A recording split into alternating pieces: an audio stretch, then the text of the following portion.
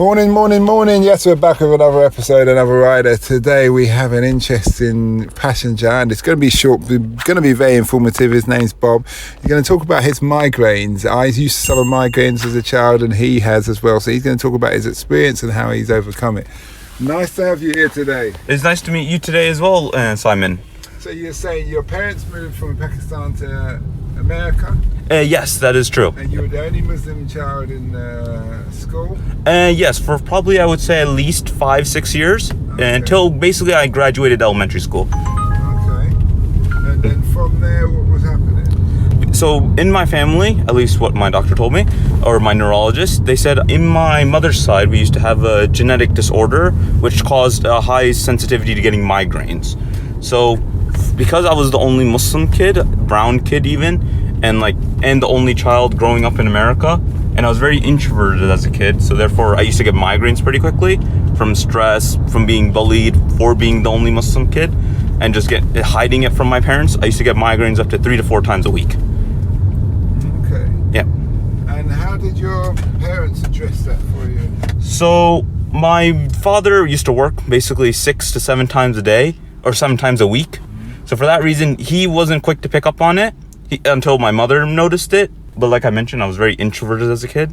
So therefore, it's kind of hard to realize that if you already, as a kid, I didn't eat much already.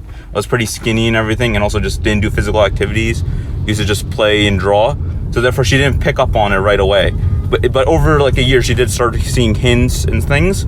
And like you mentioned, my parents moved from Pakistan to America, so they didn't have the money to afford a therapist at the time.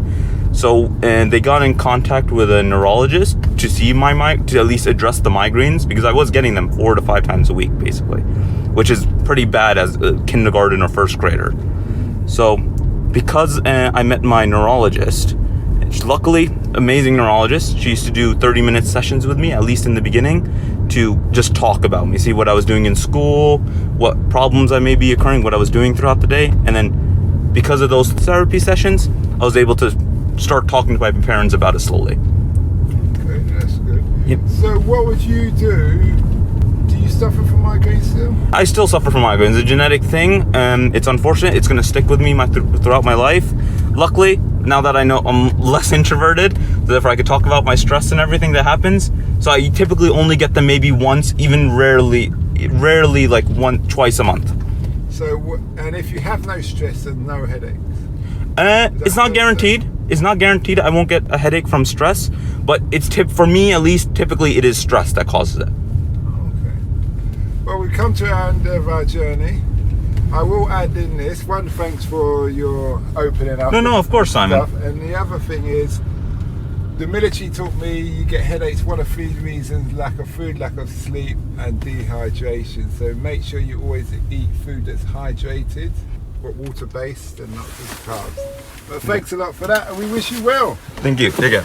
We hope that episode enhanced your life. We post an interview every day, as well as vlogging on our social media channels. Don't forget to subscribe to get our latest episode.